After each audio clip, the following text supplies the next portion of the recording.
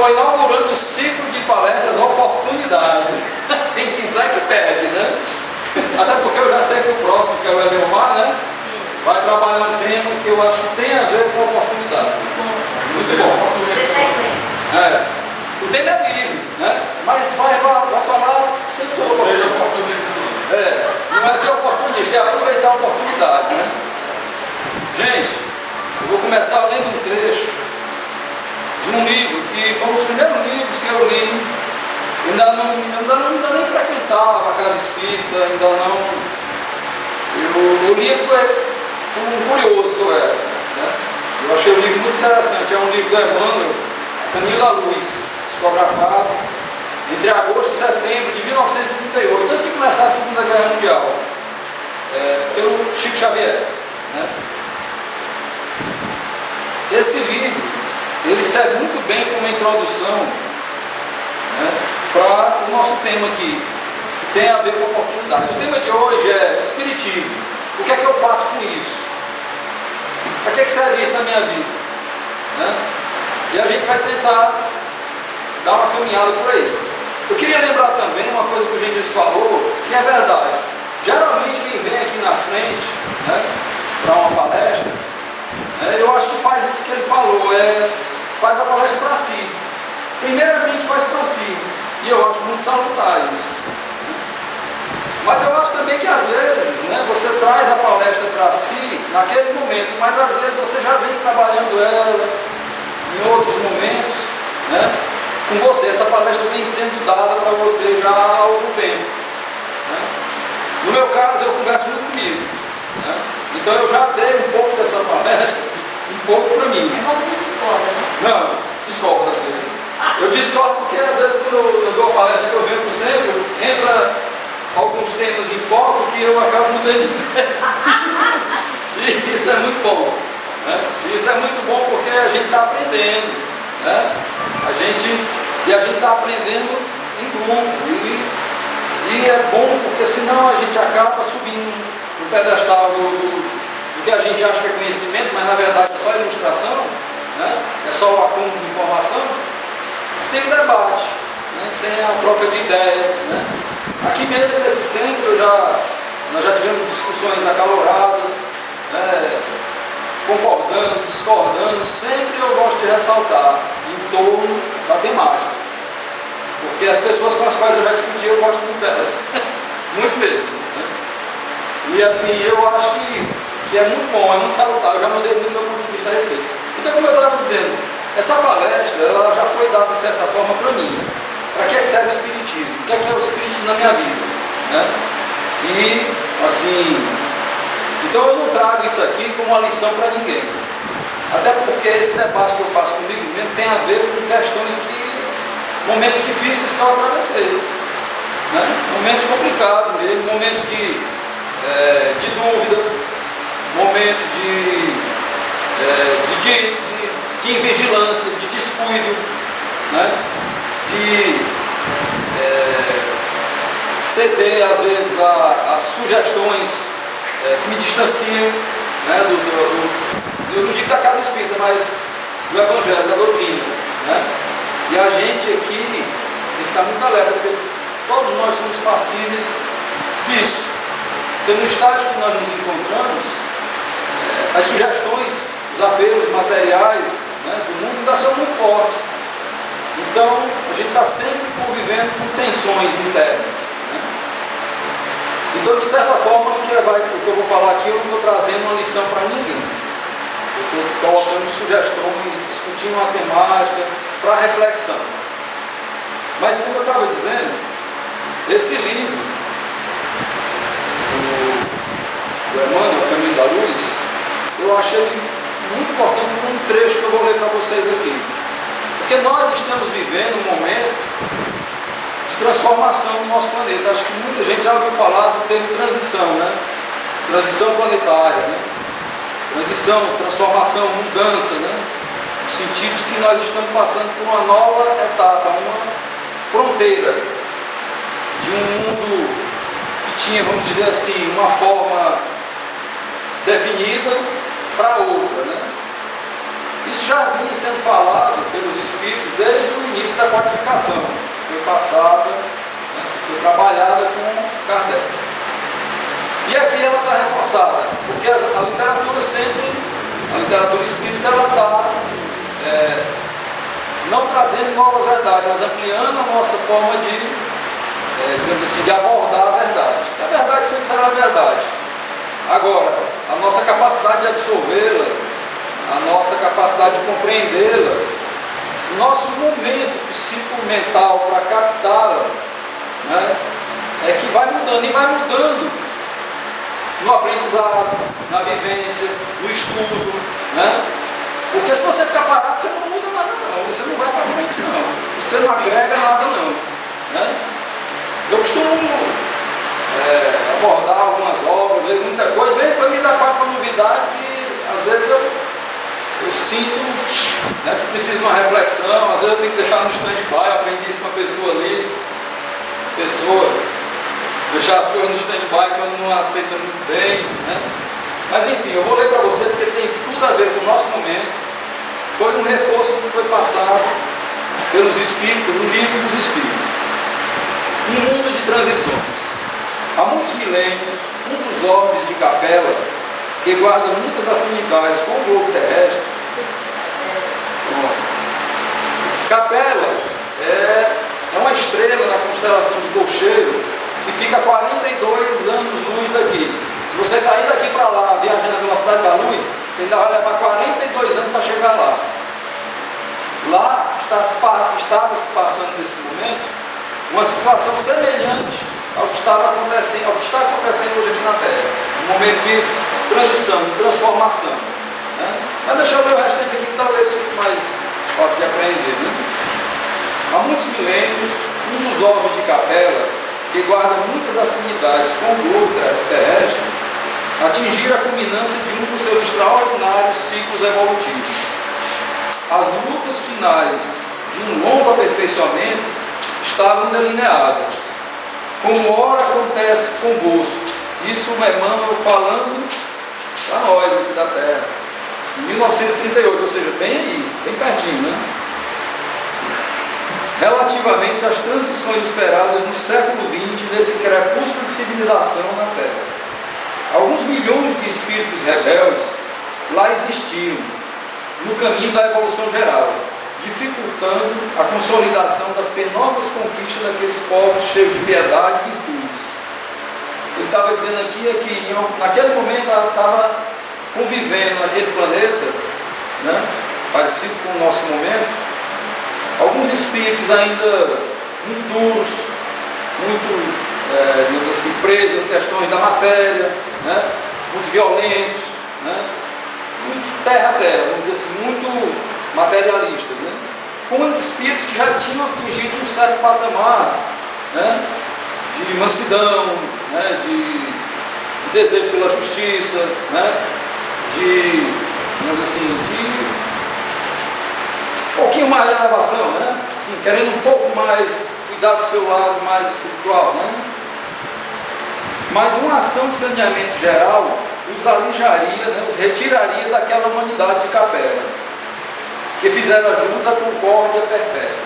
E chegado o momento que em Capela, né, um dos homens que circulava em torno de Capela, um dos planetas que circulava em torno de Capela, tal qual nós aqui na Terra, né, circulamos em torno do Sol, né? Tinha chegado um momento onde tinha que haver, vou usar a expressão do Evangelho de Cristo, um momento da separação do joio do trigo, temporária, mas tinha que acontecer, para a edificação de elevados trabalhos. As grandes comunidades espirituais, diretoras do cosmos, deliberaram então localizar aquelas entidades que se tornaram pertinazes no crime aqui na Terra longínqua, isso há milhares de anos, onde aprenderiam a realizar na dor e nos trabalhos penosos do seu ambiente as grandes conquistas do coração, e impulsionando simultaneamente o progresso dos seus irmãos inferiores. Foi assim que Jesus recebeu, à luz do seu reino de amor e justiça, aquela turba, aquela quantidade de seres sofredores e infelizes, com a sua palavra sábia e compassiva, exortou essas almas desventuradas à edificação da consciência, pelo cumprimento dos deveres da solidariedade e do amor, no esforço regenerador de si mesmo. Guardem isso. Mostrou os campos imensos da luta que se desbravavam na terra, envolvendo-os no halo bendito da sua misericórdia e da sua caridade sem limite. Ou seja, ele diz que ia dar o suporte, seu amor, sua caridade, a sua assistência espiritual seria dada.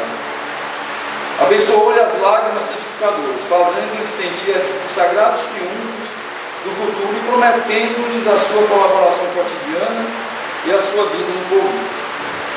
Aqueles seres angustiados e aflitos, que deixavam atrás de si todo um mundo de afetos, não obstante os seus corações empedernidos na prática do mal, seriam degradados na face obscura do planeta terrestre. Andariam desprezados na noite dos milênios, da saudade e da amargura. Reencarnariam no seio das raças ignorantes e primitivas, a lembrarem o paraíso perdido nos firmamentos distantes.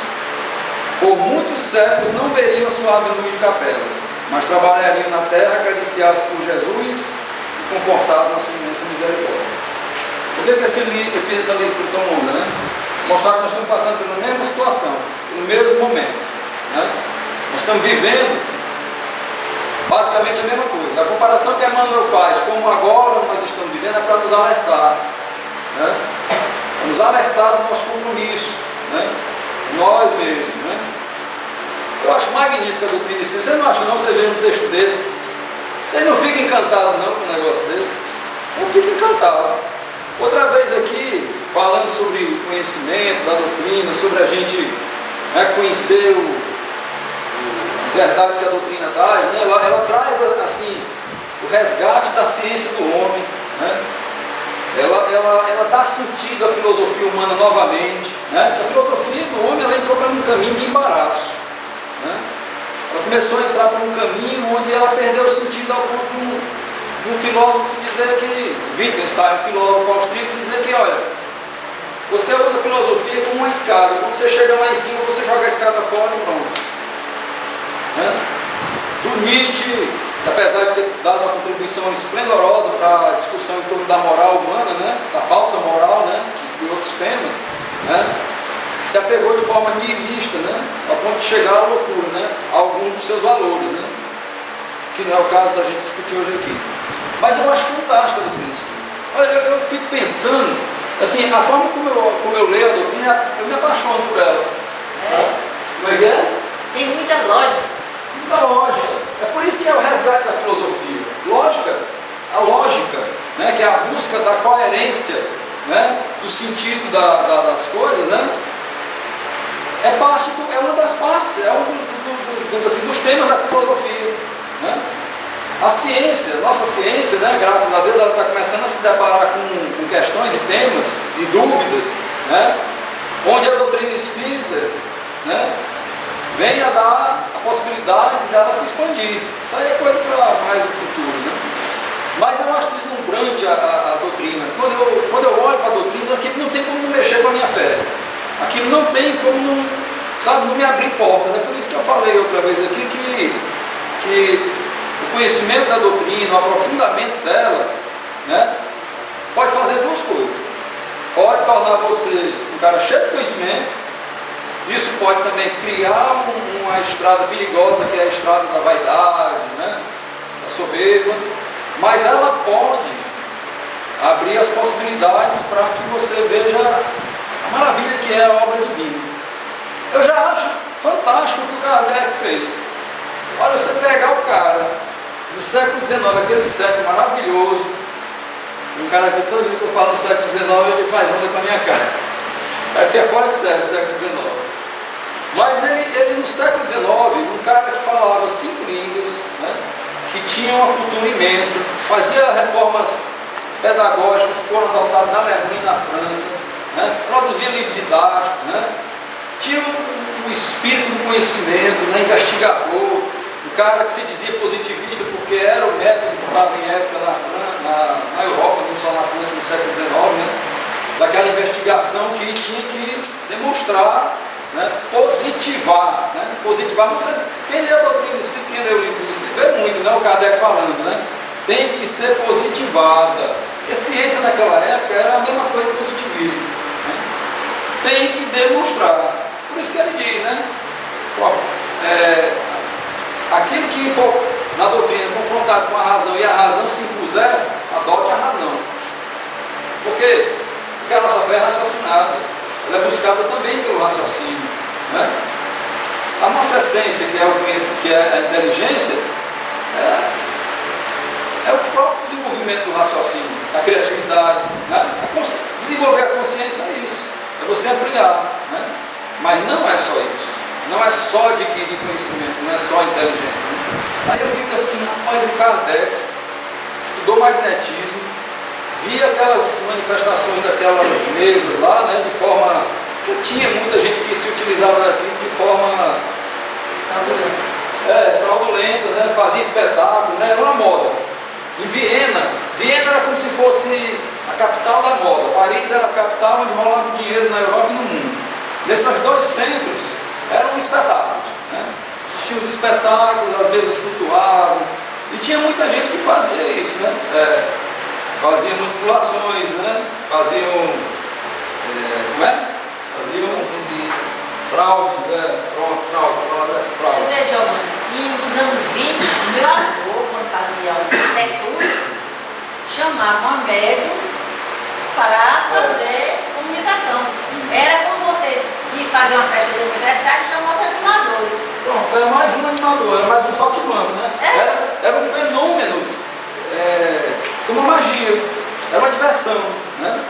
Que era utilizado. Tinha um propósito, a espiritualidade deixou que isso de certa forma acontecesse, né? Pipocasse para poder, né? São as trovoadas que vinham lá do céu para nos alertar. Mas aí o Kardec era um cara sério, né? Cético no bom sentido, era aquele cara que não se deixava levar pela primeira conversa que vinham contar para ele, né? Um espírito muito investigativo, né? Ele não acreditava. Ele, com muita insistência, foi levado por um amigo dele a uma sessão mediúnica. E o cara que era cético, de repente se deslumbrou com aquilo. Você vai dizer, será que o Kardec se deslumbrou só porque teve uma comunicação inteligente? Só porque foi só uma comunicação? Foi também por isso. Mas será que foi só por isso? Foi não. Porque o Kardec, né? O Kardec, aquele espírito investigador, aquele cientista, aquele estudioso, ele percebeu que existia uma coisa muito mais profunda naquela inteligência. E de repente, o Kardec pegou para ele uma missão. Olha só, o cara não acreditava em nada, né? Daquilo para aquilo era tudo mentira, era tudo conversa. Ele pega para ele uma missão que eu me colocando no lugar dele, eu não sei se eu teria condição de pegar. Primeiro porque eu já estava duvidando antes, né? Mas ele, com a perspicácia dele, ele conseguiu perceber a grandeza, a profundidade do que tinha ali. E ele foi, né? Ele devia estar desesperado para encontrar fé, para encontrar sentido para a vida. Exatamente. Né? Ele estava procurando isso, né? Ele estava ansiando por isso. Ele estava no ponto certo. Para pegar aquilo ali com toda a capacidade intelectual que ele tinha. Como tantos de nós, né? Exatamente. No dia certo, chega a mensagem. Chegou. Porque na realidade, muito que a gente busca é isso, é o sentido da vida. Só que a gente não tem essa noção. Que ao mesmo tempo é a questão da fé, está sempre junto misturado. Mas o que eu acho mais interessante é que o Kardec ele se empolgou com a história. Aquela boa empolgação. Sabe aquela empolgação que deixa você por dentro assim, parecendo que está tendo um fogo queimando, convulsionando, e ele olhando para aquilo, e rapaz, esse negócio aqui. E ele abraçou, porque só abraça daquele jeito quem tem uma paixão, um entusiasmo muito grande. Porque já foi dito para ele pelo Espírito de verdade: olha, você não vai ter moleza não. Isso aqui eu estou dizendo com as minhas palavras, que ele não falou assim porque o Espírito é elevado, é grandioso, né? Estou falando aqui com as minhas, né? Ele disse: olha, meu filho, você não vai ter moleza não. Vai ser assim, seus amigos vão lhe abandonar, vão lhe trair, vão lhe falar mal, né? Você vai encurtar o seu tempo de vida, né? Vai ser peia, muito como o pessoal diz, né? Diz muita peia. Quer? Quero. Detalhe, não fale sobre a sua missão, não. Porque você ainda não fez nada. Aquela época eu tinha feito no Zap, né? Você não fez nada, não fale sobre a sua missão, você ainda não fez nada. Fique calado, seja discreto, né? Siga as regras, né? Comece a trabalhar, né? E ele fez isso, acho que durante 10, 12 anos, não foi? 12 anos, se eu não me engano, que a primeira edição do Livro dos Espíritos foi em 1857, né? 57? Pois é. Só que ele já trabalhava 1 ano e meio, 2 antes, né? E eu me lembro que o último livro, eu acho que foi uns 10, 12 anos que ele trabalhou. Ele trabalhou com tanto afinco, com tanto amor, com tanta dedicação, que ele foi recomendado pelos espíritos, recomendaram que ele diminuísse, não diminua, porque senão você não aguenta não dá conta do recado não, de tanta empolgação que ele estava. E o que eu acho impressionante é que ele não era médium. Ele era médium, como nós sabemos que na doutrina espírita todos nós somos médios, mas ele não era aquele médium ostensivo. Kardec, né, apesar de ter ouvido umas batidas um dia quando ele estava escrevendo um texto, né, para poder mudar o texto dele, né, aquilo ali na verdade foi mais para que ele soubesse que realmente o negócio era verdade, acontecia mesmo. Mas ele não tinha o dom da psicografia, ele não tinha evidência. Aí você pega um cara que é um cientista conhecido, um pedagogo conhecido na Europa, na Alemanha, na França, que era respeitado, e de repente o cara abraça aquilo ali sem ver, feliz daquele que vê e crê sem ver, né? Cristo falou, né? E ele... Isso é a própria fé. Própria fé. Agora é interessante que ele era um cético em relação a coisa. É uma questão do pensamento, né? O pensamento existe, você não consegue ver. Você acredita que existe por causa que nós pensamos. Porque ele usou uma coisa. Ele usou a lógica, o raciocínio lógico. Ele viu a coerência, né? Então nós não precisamos ver. Eu não vejo nada, eu nunca vi um E espírito. outra coisa, as mensagens se pipocavam iguais em diversos pontos. Isso aí ajuda muito a você somar. Que foi um método que ele usou para dar coerência no trabalho dele também. A positivar. Positivar, exatamente. Então eu fico impressionado com a empolgação desse homem, com o trabalho que ele fez durante 10, 12 anos. E o interessante é que como ele era escritor e publicou os livros na área da educação, né? Isso. Então acho que ele vivia dos recursos da venda dos livros, né? É. Poder ter tempo de estudar, né? Até porque para completar, né, o cara emprestou dinheiro, fez uma sociedade, a sociedade acabou, ele perdeu o dinheiro, depois emprestou, também perdeu o que tinha, mesmo assim continuou dando aulas gratuitamente à noite para quem não podia pagar. Na verdade tem autores que falam, né, que o Kardec é uma reencarnação de João Batista, né? Tem autores que falam isso, né? E o Cristo, quando ele é perguntado pelos apóstolos, né, mas Senhor, não dizem que Elias teria que vir antes, né? E aí o Cristo diz, e ele virá para restabelecer todas as coisas. E ele já veio, só que fizeram com ele tudo o que queria. Tem alguns exegetas, alguns intérpretes, né, que eles falam que ali naquele momento está sendo colocado duas situações. É o momento presente de Elias encarnado como João Batista, e o momento futuro em que João Batista virá encarnar com uma nova missão para restabelecer todas as coisas na verdade. E quem pegar a comunicação do Espírito Verdade, se eu não me engano, no livro, no Evangelho,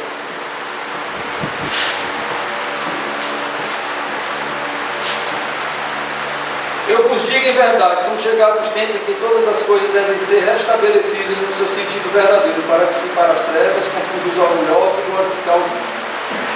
Então o Cristo sempre está dando pista para a gente no Evangelho, né? Ele vem para restabelecer, mas ele já veio. Então ele está falando muito. Então o homem já vinha com a missão, né?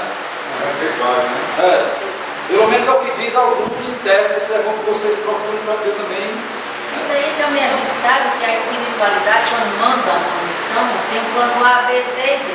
Tem. E é nesse ponto que eu vou tocar agora. Porque mesmo João Batista, que veio para limpar as veredas do Cristo, veio com a missão, né?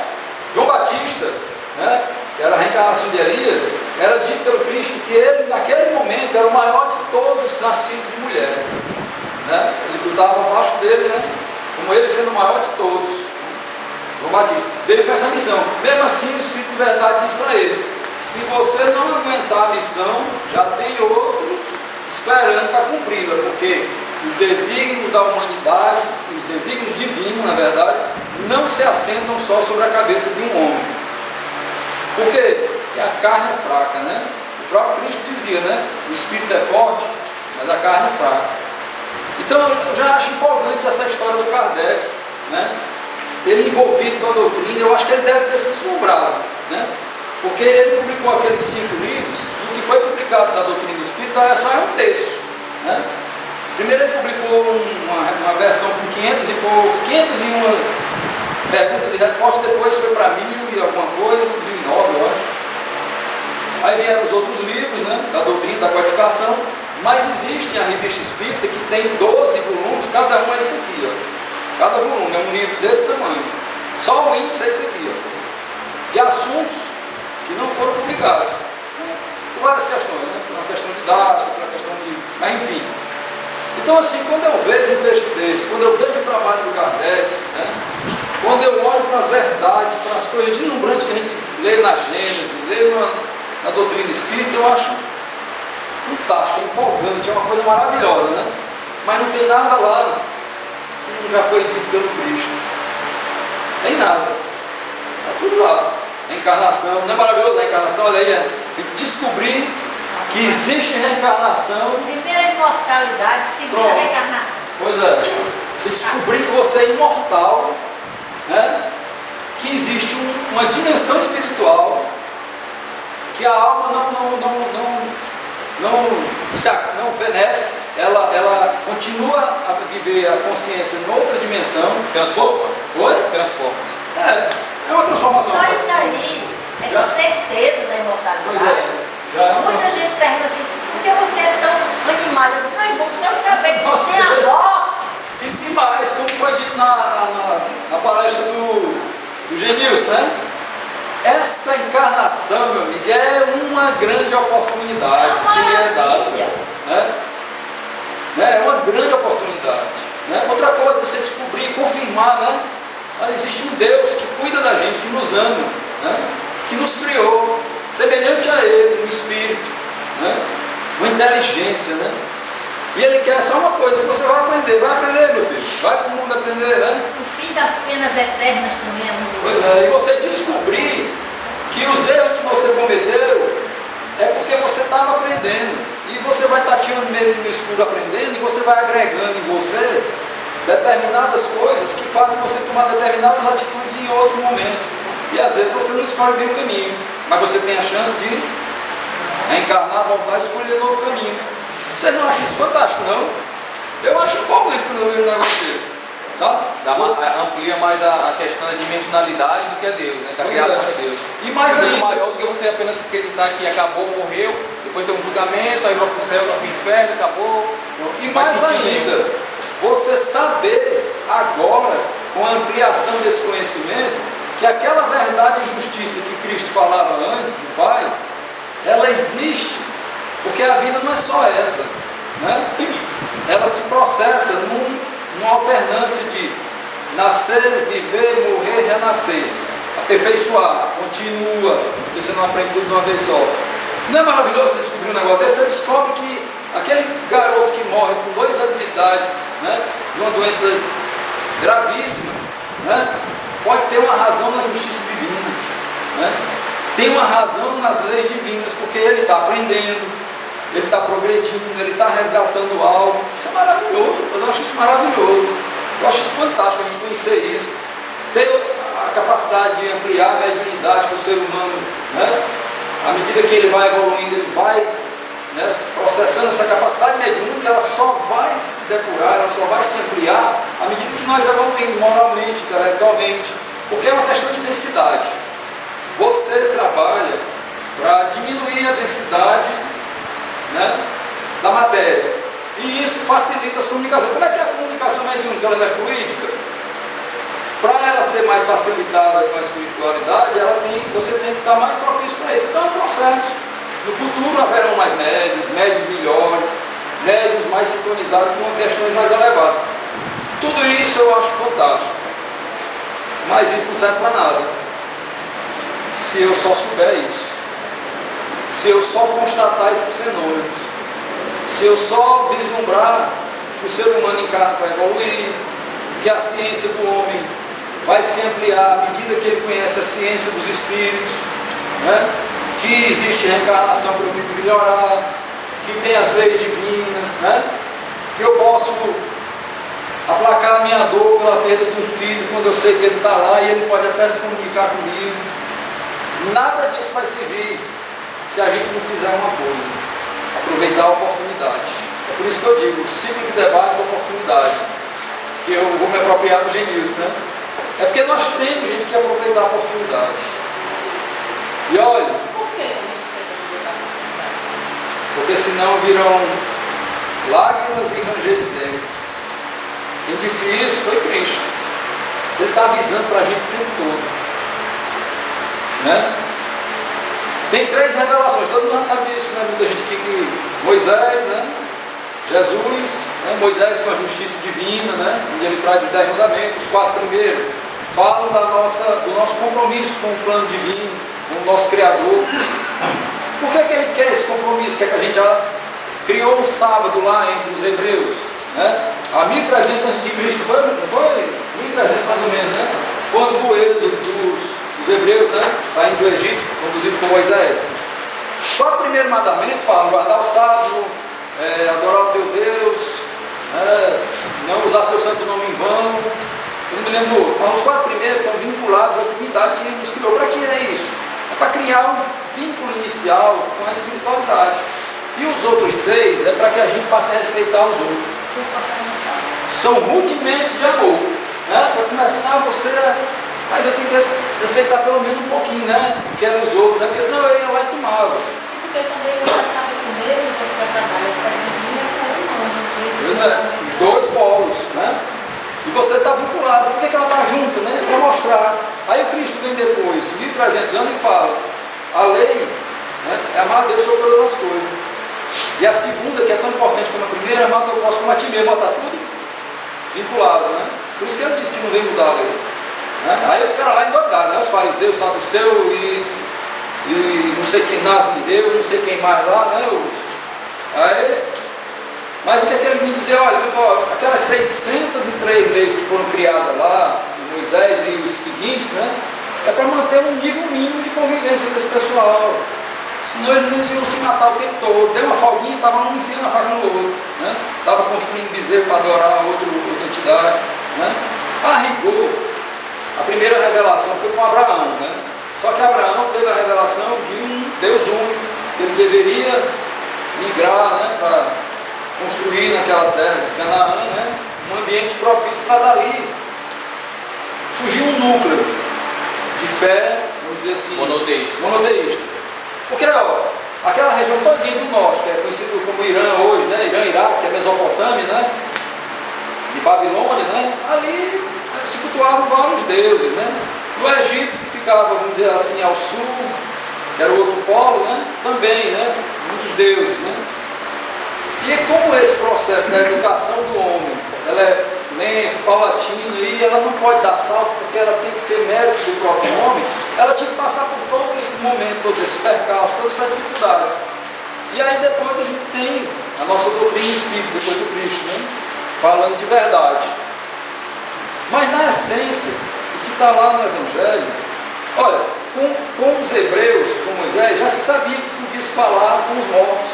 Ele só fez proibir, porque o tipo de comunicação que ia haver entre os desencarnados e os encarnados ia ser de um nível tão pesado, tão descontrolado, Ele mesmo. tão obsessivo, né? Ele mesmo era médico, Pois se é. comunicava e como ele foi iniciado como sacerdote egípcio, Exatamente. ele trabalhava todas as mediunidades e aqueles fenômenos que ele fez, todos eram trabalhados como iniciados. Pronto, e não é à toa que o homem foi, né?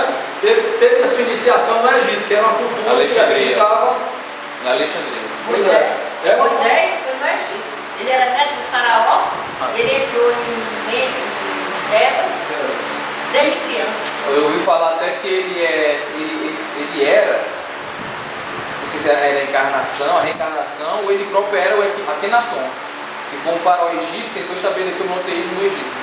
Ele tem, se você ler o livro de Rochester chamado Faraó Menefart, ele conta a história de Moisés todinho, como ele foi criado dentro dos tempos. Ele era neto de Menefart, filho da princesa Hermúdes como judeu. Aí, como o Egito não ia aceitar o neto judeu, aí ela fez aquela fase de colocar no barquinho e ela salvar o menino, para poder ela criar. E daí, foi a história. Nada disso é por acaso, né? Então ele também começou a sua iniciação com Tem um script. Um script todo em torno disso, né? Não tá, esse negócio não é. E dentro desse script vem aquela leitura que eu fiz no começo. Esse script, ele vai cumprir uma etapa, né? Que nós estamos chamando agora de transição do mundo de expiação e provas, como aconteceu em Capela, né? Para mundo de regeneração. Né? Esse mundo de expiação e prova, qual é a grande expiação? Pagar o que eu fiz de mal para os outros, né?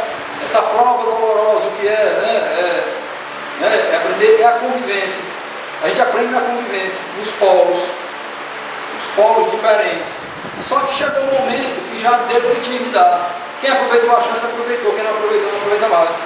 Tem uma passagem no Evangelho de Mateus, de Lucas e de Marcos, que ela está resumida, mas eu sei que ela tem maior, em outro momento eu não consegui localizar hoje para trazer para vocês.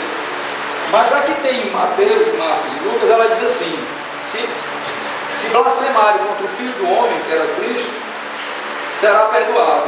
Mas se blasfemarem contra o Espírito, sua blasfêmia não será perdoada.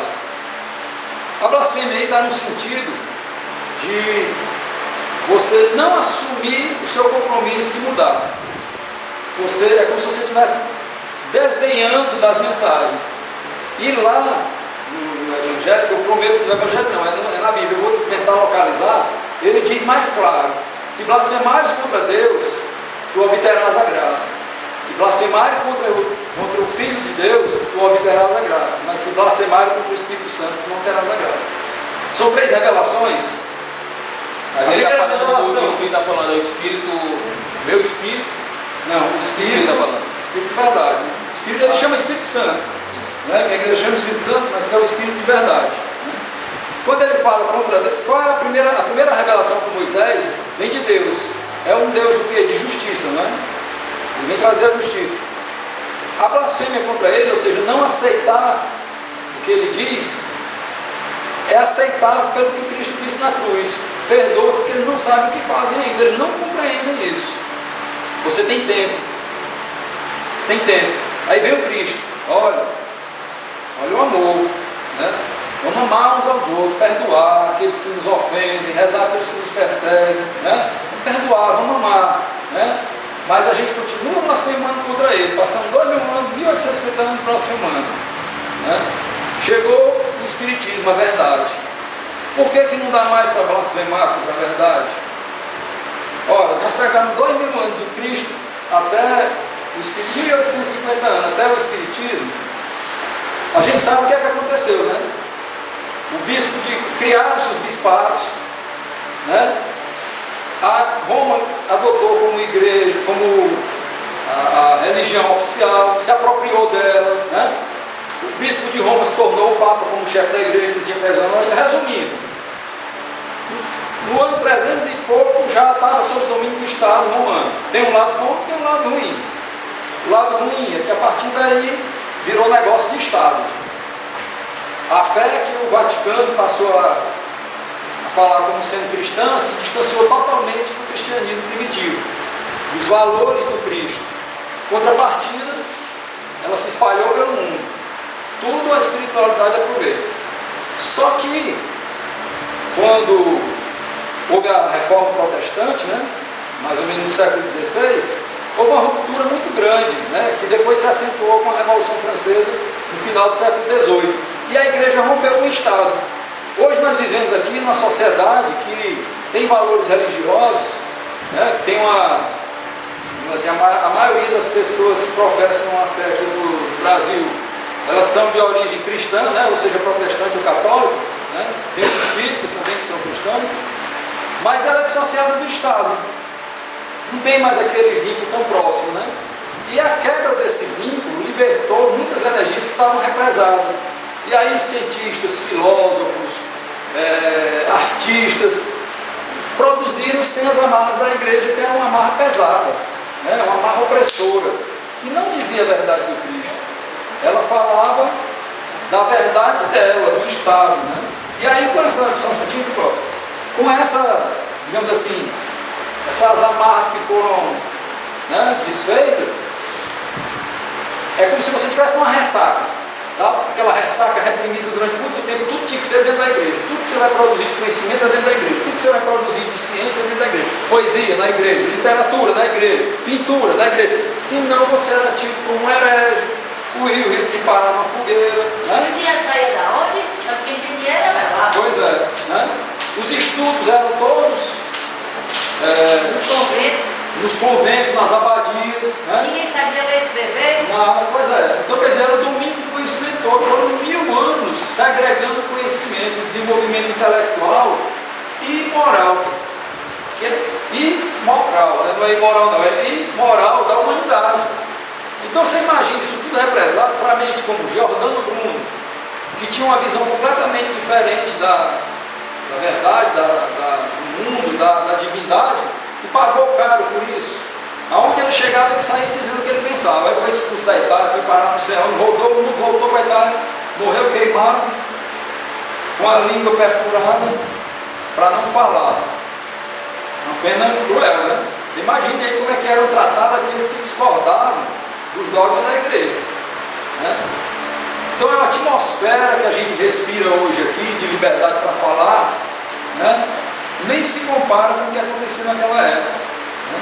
Nicolau Copérnico, que fez, né, um tratado sobre a revolução dos planetas em torno do Sol, ele não permitiu que publicasse o livro dele antes da morte dele, porque ele sabia o que podia acontecer com ele, e ele sabia que aquilo ali seria lido, e o futuro da humanidade era se deparar com aquilo. Então não precisava ele se apressar. Eu acho até, não li nada sobre ele, que ele de certa forma abriu mão da vaidade, porque ele sabia que aquilo ia repercutir no futuro. Enfim, tudo isso gerou uma onda de ceticismo muito grande e o distanciamento do espiritual. O prejuízo que a igreja causou foi tão grande, por um lado, que aqueles homens de raciocínio, de tino, de inteligência, né, se viram, quando tiveram a oportunidade, querendo distância da igreja, dos valores da igreja, chamavam que eram mistificações e de fato viraram mistificações, né? Então, por isso que a nossa fé raciocinada foi colocada há 150 anos, né? É lógico que ela ia enfrentar situações difíceis, barreiras, né, por conta da cultura. No Brasil, o Brasil que é um país que tem uma certa tolerância com religiões diferentes, né? Mesmo assim, né, criou uma dificuldade para o espiritismo da crise, tem um preconceito, mas mesmo assim ainda existe um ambiente que você pode debater, discutir. E esse alcance que nós tivemos com nossa capacidade intelectual abriu a possibilidade para a gente compreender agora, né, com o nosso raciocínio, né, com a nossa capacidade intelectual, questões de ordem espiritual, que para a gente parecia tão distante da verdade. E esse conhecimento está nos mostrando que a gente está chegando num momento crucial. É um momento de decisão. Sim, Cléo, você ia falar? Você tinha pedido para se lembrar da coisa. Então nós estamos passando num momento onde nós não podemos nos darmos ao luxo de perder a oportunidade, né? Não adianta nada a gente saber tudo isso e não fazer nada para mudar. Como eu disse, tudo isso que a doutrina espírita fala, que esse conhecimento da doutrina ampliou, ela de certa forma já estava lá no Cristo, já vinha desde muito tempo. Mas o principal é a nossa reforma, é a nossa transformação, é a nossa mudança.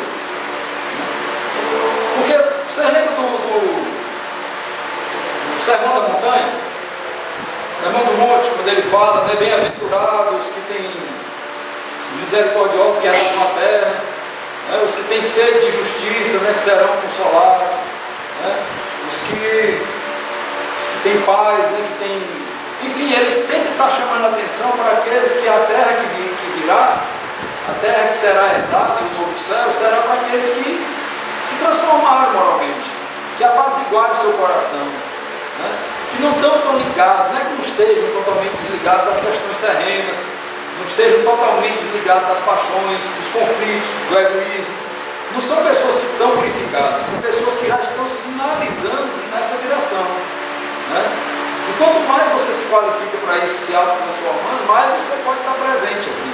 Em nenhum momento naquele sermão ele fala que bem-aventurados os que decoraram o Evangelho, bem-aventurados que sabem todos os profetas, bem-aventurados que sabem de computação gráfica. Nada contra quem sabe computação gráfica, não, viu você? Não tenho nada contra quem sabe computação gráfica, não. Bem-aventurados os que sabem de contabilidade. Ele não disse que os que sabem de contabilidade iam herdar o reino do céu, não, né? Ele disse lá que eram aqueles que tinham se renovado, que tinham se transformado, minimamente para se qualificar para a nova etapa. Por que a nova etapa tem o nome de mundo de regeneração, né? É porque a regeneração dentro de cada um de nós, os valores que estão lá no Evangelho, que são reforçados, como é que é isso? Os valores morais que foram exaltados pelo Cristo, que foram incentivados para que nós, que continuamos blasfemando, não aceitando, continuamos não rejeitando. Aí vocês vão me perguntar agora, né? Então você tem a receita, né? Você tem a receita, né? Para poder você se transformar e se qualificar. Mas aí É outro detalhe. É outro detalhe, né?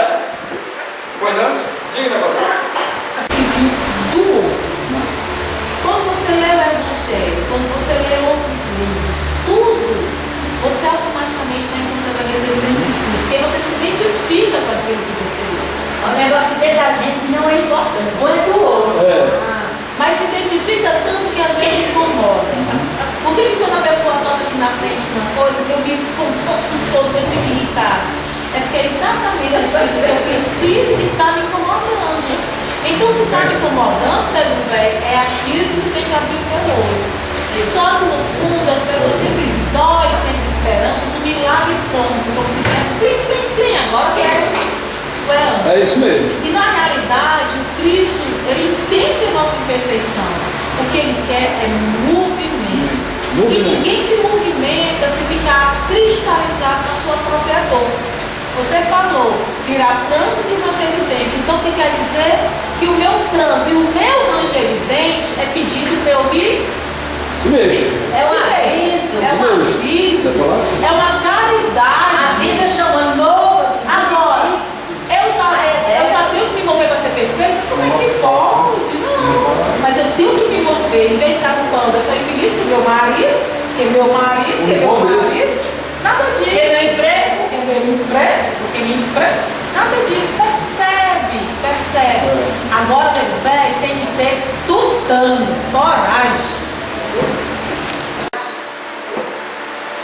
Seja pessoa que possa. Pois bem, gente.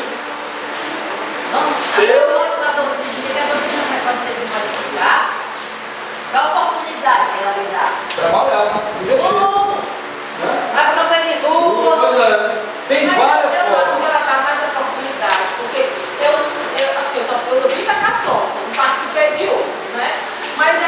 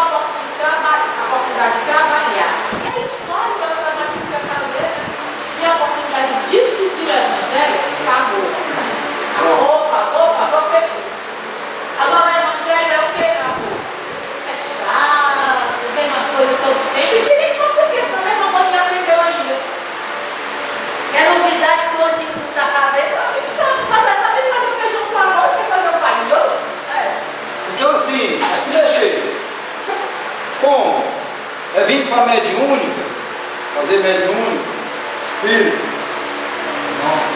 né? O fenômeno, ver a coisa acontecer, saber das coisas, né? É vir para o TE, que eu já vi umas 6 vezes a mesma passagem, né? Mas eu estou aqui, eu estou sentado, né? É sair doando coisa, material para os outros e pronto, né? É a gente estudar no ESO e tal, estou conhecendo a doutrina espírita, é maravilhosa mesmo como aquele cara lá na frente falou segunda-feira. Né? Não vai adiantar nada, gente, não vai servir de nada. Porque tudo que o Cristo falou e tudo que está sendo dito ainda na doutrina espírita só faz sentido se houver a nossa autotransformação, a nossa mudança. Mas sabe o que é, Giovana? Às vezes quando eu estou lendo o Evangelho, eu vi 20 vezes, não melhorou nada, não deu nada. Não melhorou não. Vai e se desestimula. Pois é. Mas aí diz, aí é onde essa cara está raciocínio. Observe. Né? Será que já mudou alguma coisa, não?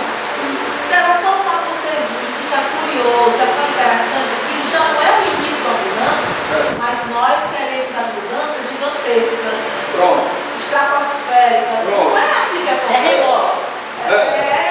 Gente, não é assim que acontece não.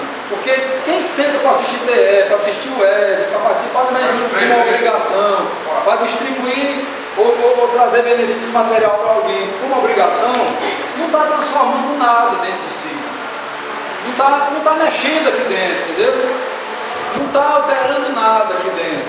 Né? E eu sei que para mudar aqui dentro exige-se muito. Não é fácil mudar aqui dentro. Mas e daí? Vai fazer o quê? Né? Você vai deixar acontecer? Você vai deixar a coisa andar? Vou cumprir mais uma etapa de formalidade. Eu venho com ela, vou tomar passe, vou assistir a palestra, vou tomar a minha água fluidificada que a gente fazer bem, e eu estou aqui meio doido aqui, pelo amor de Deus, me socorro. Você vai estar doutrinado na emergência, eu já estou me sentindo melhor, meu filho, faça aí participe do Evangelho, já participa 4 vezes, estou bem, vamos embora. Se você ficar passivo na doutrina, vá para casa. Fique em casa fazendo outras coisas melhores, mais produtivas para você. Porque não vai adiantar nada. É essa oportunidade que nós temos, nós estamos com ela na mão, não podemos correr o risco de perder. Nós não podemos correr o risco de perder. E eu vejo, e eu também me coloco nessa situação, como é difícil a gente fazer a coisa rodar dentro da cabeça e do coração da gente diferente. É por isso que eu digo, se me perguntarem a receita, eu tenho algumas coisas que eu estou tateando para aprender. Né? Não, eu estou tateando também. Eu estou aprendendo com vocês também. Né? Estou aprendendo com vocês. Todo dia a gente aprende uma coisa. Exatamente. É uma transformação que o pessoal, quando eu falo esse nome, reforma íntima, parece que eu falo o nome do cão. Pior. Né? Parece que eu disse assim, Satanás chegou. Né? Por quê? Porque exige meio da pessoa. Mas, gente, reforma íntima não é para você sair daqui, Jesus, ou então amanhã você se acordar se sentindo o anjo Gabriel, não. É para começar, né? Para começar, olha o que Cristo pede, que Deus está pedindo, desde Moisés, o que Cristo pede, há 2 mil anos, comece. Bota o pé na estrada, comece a andar. O Evangelho está cheio de dica. Vigiai, orai. Né? O que é que o Erasto diz no livro dos médiuns? Quando ele fala do papel do médium nas comunicações mediúnicas. Tem um momento lá que ele diz assim, olha, a cabeça de um médium, o emaranhado de pensamento que tem lá é uma confusão tão grande que é uma complicação às vezes para poder você fazer a conexão. Né? Então a nossa cabeça, o emaranhado de pensamento na nossa cabeça é um negócio assim avassalador. O vigiar e orar entra aí. Esse pensamento da gente, eles estão permeados por todas as nossas experiências atuais, passadas, nossas visões de futuro. Né? E ela é uma confusão tremenda, tremenda. Né? Nós vivemos uma confusão e nós temos que começar, né, a alinhar pensamento. Eu acho que, no meu modo de ver, Alinhar pensamento é você conversar com você mesmo. É você começar a dialogar muito com você, de forma sincera. Né? Eu comecei a ler recentemente uns livros que eu estou achando maravilhoso, do pai João de Aruanda. E uma coisa que ele botou lá num livro chamado Negro, que eu achei fantástico, desse tamanho assim, ele botou: a educação do pensamento, até porque eu não queria esquecer, eu queria dizer exatamente o que ele botou. A educação do pensamento é a fonte de todo o equilíbrio interior. Então, logo no Mas começo. esse pensamento, ele não deixa ele fugir. Só ele fugir, quando está aprendendo na escola. Pois é. É trabalhoso? É doloroso? É. Mas a gente tem que começar, a gente não tem não. Se você não fizer um esforço para começar, né? É aquele pensamento que você olhar para esse menino, mas cara faz muito. É por aí mesmo, tá? Rapaz, dá vontade de meter a mão no pé do vidro desse que passou aqui, cortou a frente do meu carro. Aí você já começa a frear. Você pode fazer isso. Nós podemos fazer. Vamos parar com esse negócio de dizer que não dá. Isso é bom para quem? Pois é. Para quem é isso? Pois é, só serve para mim se lascar, né? Não, você fazer isso. Ah, só serve para mim. É. Só serve pra mim. Aquele cara que está fechado não adianta de nada. É como eu vi uma vez num disco. Olha, o cara que corta a sua frente no trânsito, ele nasceu para fazer aquilo. Ele nasceu para fazer aquilo ali. Entendeu? Viu no disco, viu no... Pois é. O cara, ó, se não for o mesmo, no outro dia pode ter certeza. Tem outro que faz igualzinho. E no seu trabalho tem um que vai atrapalhar o seu trabalho também. E em casa o seu filho vai chegar e vai dar um grito no pé do seu ouvido, se ele for pequenininho, e você vai se estressar. Aí você muda de trabalho por causa daquele cara que incomodava. Aí vai ter outro na mesma. Parece uma coisa que eu ouvi recentemente. Parece uma coisa que eu ouvi recentemente de algumas pessoas de que sempre espírita não está muito bom, vamos dar para outro, pensando que vai, tá? Pensando que vai encontrar O céu. o céu. E não mal sabe que sempre espírita é o quê? É entrave, meu filho. São pessoas. São gentes. São gentes, né? São gentes, cada um querendo solução do seu problema e querendo que os outros resolvam. Aí é que está o X da questão. E rápido.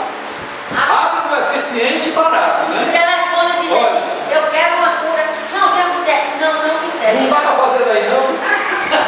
Mas é que eu não quero me mexer em nada. Eu não quero me modificar em nada. Que resolva o meu problema. Exatamente. Senão é fraco. E o X da questão é que a única pessoa que pode resolver a sua vida é você. Então assim, não se impressione com o volume da tarefa não. Não pense no final dela não. Cristo, o final dessa nossa tarefa de transformação, ela está distante. Olha, ela está muito distante. Mas ele quer só que você faça como o chinês. Vai caminhar 1000 léguas, dê o primeiro passo. Meu amigo, comece a se vigiar, comece a se policiar, ore. Está pensando na besteira? Faz uma oração. Né? Comece a educar teu pensamento, pense em flores, pense numa canção, olha, quem canta seus males espanta, dito popular, estou respeitando cada vez mais. Aqui se faz, aqui se paga, respeito também, porque a gente paga aqui mesmo. Se pagar aqui, eu estou dando graças a Deus. Porque ao fim dessa transformação que vai acontecendo, os que não voltarem são aqueles que vão chorar muito e ranger os dentes. Vão chorar porque perderam a chance, e os que vão ranger os dentes são aqueles que estão mais, sabe, aqueles que estão mais, ainda tem tanta raiva dentro de si, tanto ódio, que vão se revoltar. Os outros vão lamentar. Não vamos perder essa Vai chance. ser a mesma vida do paraíso perdido. Aí nós seremos nós que vamos chegar lá, se não conseguir fazer essa mínima mudança, lamentando. Gente, olha, o Evangelho do Cristo revela tudo em termos embrionários que tem na doutrina. A doutrina ampliou. Mas se você, que é o ponto central da questão, não fizer força para mudar, olha, você vai perder a chance dessa maravilhosa conquista que serão as próximas eras. Então, quando que alguém diz a chance de você viver bem aqui e agora? Exatamente. É que você amanhã está mais tranquilo, mais sereno, mais bem possível, sem ficar enjoado, brincando, não se aceitando na condição que é, né? Então, a reforma não é nem só para o futuro, não. invisível. O amor, eu não sei o que é amar. Você não atingiu aquele amor, você não sabe nem quem ele é. Mas você tem capacidade de amar. Você não ama seu filho, você não ama seu marido, seu namorado. O Né? gato, o cachorro. O gato, o cachorro, né? Você tem capacidade de demonstrar algum amor. Ele não é o amor de Cristo perfeito, de doação plena, de sacrifício total, né? pelo próprio, mas você está aprendendo. Carlos Drummond de Andrade, ele dizia, amar se aprende amando. Ele foi muito sábio nisso. Aquela história da arte, né? Quando ela era poesia. Estava olhando umas coisas sobre poesia, né? Diz assim, a poesia ela é para quem precisa. Ou seja, a poesia pode ser ruim como for, mas se você estiver precisando do que está nela, você vai achar ela linda, né? Então, ele foi muito sábio quando ele diz, amar se aprende amando. Isso serve para perdoar se aprende perdoando, sabe? Mudar se aprende mudando. Não espere Cristo vir mudar. Não espere a doutrina lhe trazer soluções prontas. Aliás, ela tem soluções, você tem que enxergar. Agora, a solução dela exige que você, né? Você faça o caminho. Gente, é possível. Nós não vamos acabar com essa besteira de dizer, eu vou deixar para a próxima. Obrigado. E se não tiver mais? E se não tiver a próxima aqui? Sabe o que aconteceu com quem veio de Capela? Quem veio de Capela tinha tecnologia, tinha naves espaciais, que a gente chama de avião aqui, lá, né? Tinha medicina avançada, né? Tinha um Estado de direito já, de certa forma, modificado. Quando eles chegaram aqui, eles foram encarnar, eles encontraram pouco mais do que a humanidade saindo da fase de hominídeo, os primatas ainda bem rudes, pedra lascada, não tinha nem fósforo, viu? Está pensando que ia encontrar um palito de fósforo para poder acender uma fogueira? Ledo engano, viu? Você ia penar para poder correr atrás da sua comida e para não ser comido. Então você imagina eles com essa consciência, porque eles tiveram consciência disso, foi daí que vieram as lágrimas, foi daí que vieram a revolta, porque eles viram o paraíso perdido deles. Esse sentimento de saudade que a gente tem de um lugar que a gente não sabe onde é, né? Está dentro de você aqui escondido, né? Por uma experiência que você viveu muito boa e perdeu. Não vamos perder a oportunidade, vamos começar a nos mexer, começar a dar o primeiro passo. O pensamento traz uma grande chave. Tentar educar esse pensamento, tentar, por não, autoridade. Você fazendo essa citação aí, eles estavam numa situação relativamente muito boa. E veio para, como você diz, isso não houve uma tremenda de uma regressão, não? Olha, os que regrediram, materialmente falando, né? Não regrediram intelectualmente, não. Eles tinham déficits morais. Eles vindo para uma terra primitiva, eles tinham muito do seu lado intelectual para oferecer ao desenvolvimento dos que estavam aqui ainda numa fase primitiva, né? Muito bem, faltou isso porque se você tem feito essa complementação, não tinha outra maneira de não saber que houve a regressão. Exato, a regressão na colocação a gente tem que se adentrar para tornar claro. Porque da forma como você disse, houve uma regressão sim. Houve uma regressão no plano material. As lutas serão mais duras, mas o espírito não regride.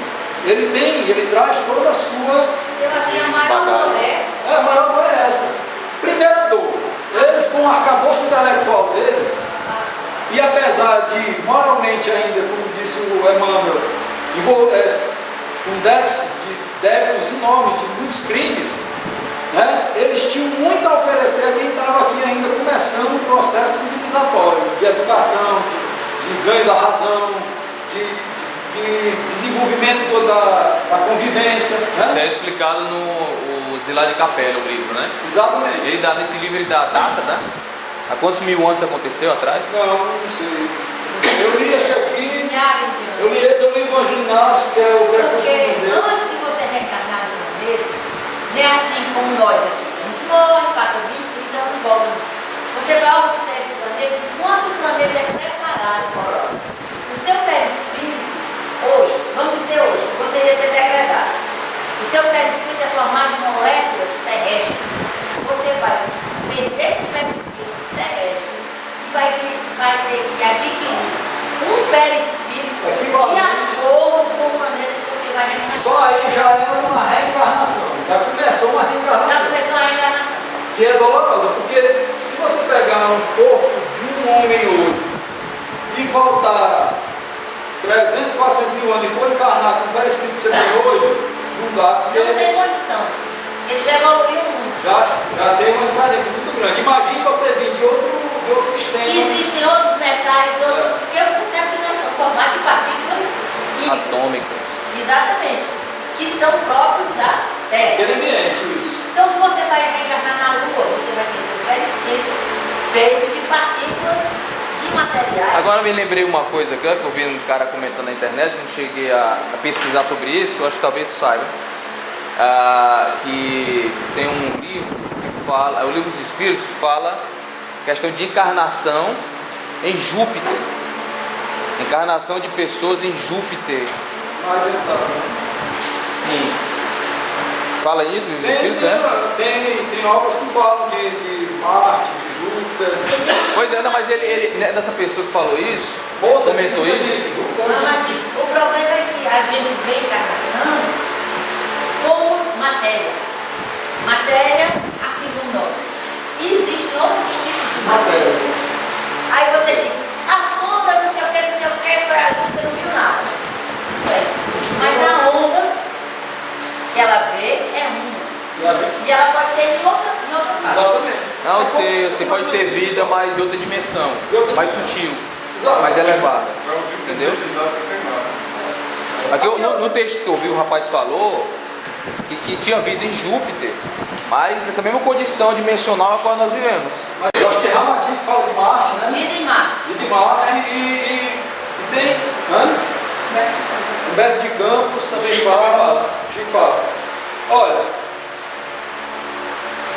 muita gente quando se fala em reforma íntima, transformação íntima, começar, vamos se mexer, vamos tentar mudar a nossa cabeça, a nossa fixação mental, vamos mudar para outras coisas, procurar coisas, fazer um esforço. Olha, você dizer, não dá para ser Jesus Cristo nem Deus, não dá mesmo não, meu filho. Mas nessa terra já teve gente que deu exemplo que isso é possível. E eles próprios terem evoluído já é a prova de que isso é possível. Agora tem que começar. Não parar com esse negócio de dizer que não dá, é difícil, não sei o que é difícil, que é trabalhoso, né? Não perder a chance? Não, né? É isso. O Francisco de Assis veio, passou pelo que passou, Madre Teresa de Calcutá, a irmã Dulce, são pessoas que deram exemplo que é possível você dar um passo. Não estou pedindo você. Não estou achando que a gente tem que se transformar e virar anjo de uma hora para outra, não. Né? Porque isso aí não. Eu vou ler aqui, aproveitar que eu estou muito ligado aos poemas hoje. Já está na hora. Está na hora? Em 5 minutos, vou aproveitar. Eu vou ler aqui um poema para vocês, que eu pensava que era do Jorge Luiz Borges, há 25 anos que eu pensava que era dele, mas não é. Eu descobri que era de uma autora americana, e depois lendo de novo descobri que também não é dela, é de outro cara, que eu não sei quem é, Don Harold. Né? Mas era conhecido como o poema do Jorge Luiz Borges, que era um escritor, poeta argentino, que morreu acho que em 1986. Mas ele é muito bom. Esse poema ele tem um nome de instantes, mas eu dou 2 nomes diferentes para ele. É Lamentação para quem encarar como lamentação. E aproveitando o Genius, né? Oportunidade para quem quiser encarar como oportunidade. Embora ela esteja centrada muito na experiência dela aqui na Terra, a gente pode adaptar para o nosso compromisso de evolução espiritual. Se eu pudesse novamente viver a minha vida, na próxima eu trataria de cometer mais erros. Não tentaria ser tão perfeito, relaxaria mais. Seria mais tolo do que tenho sido. Na verdade, bem poucas coisas levaria a sério. Seria menos higiênico, correria mais riscos, viajaria mais, contemplaria mais entardeceres, subiria mais montanhas, nadaria mais rios, iria a mais lugares onde nunca fui, tomaria mais sorvetes e menos lentilha, teria mais problemas reais e menos problemas imaginários. Vamos começar a trocar os nossos problemas imaginários pelo problema real que nós temos, que é a gente se transformar.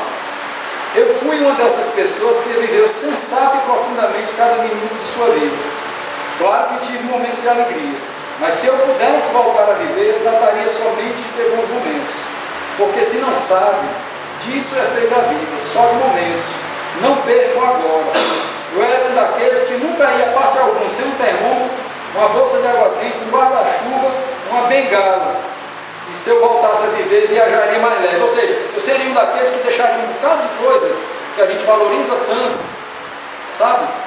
Tantas raivas, tantas intrigas, tantas dissidências e preocupações. Eu começaria a trocar essas preocupações verdadeiramente reais, né? Se eu pudesse voltar a viver, começaria a andar descalço no começo da primavera e continuaria assim até o fim do outono. Daria mais voltas na minha rua. A gente pode ser feliz, gente, com coisas que estão aqui perto da gente. Contemplaria mais amanheceres e brincaria com mais crianças, se tivesse outra vez uma vida pela frente. Mas já viram, tenho 85 anos e estou desencarnando. Não vamos deixar chegar nesse ponto, né? Obrigado, vamos fazer a nossa oração. Obrigado, como é que vocês estão? Eu me empolguei. Bom, vamos fechar os nossos olhos, né? Para fazer a nossa oração. Ô meu Pai, obrigado por todas as oportunidades que nós temos todos os dias. Todos os dias passa na nossa frente aquela roletazinha para a gente ser testado, para a gente agarrar a oportunidade de se reconciliar, de transformar a forma de ver, de pensar que as outras pessoas que estão nos incomodando, na verdade, elas têm problemas tão profundos, têm dores tão grandes que a gente não consegue mensurar. E a gente avalia pela nossa ótica, pelo nosso ponto de vista. Nos ensina a seguir um caminho melhor. Dá um pouco da tua luz para que a gente consiga enxergar o caminho a ser trilhado, os erros que cometemos. E dá força para que a gente não caia a partir das nossas imperfeições e nossos erros. Obrigado, Pai, por tudo. Obrigado à espiritualidade da casa e a Jesus, que nunca nos abandonou e que está vibrando sempre em torno da terra no nosso momento de transição. Graças a Deus que assim seja.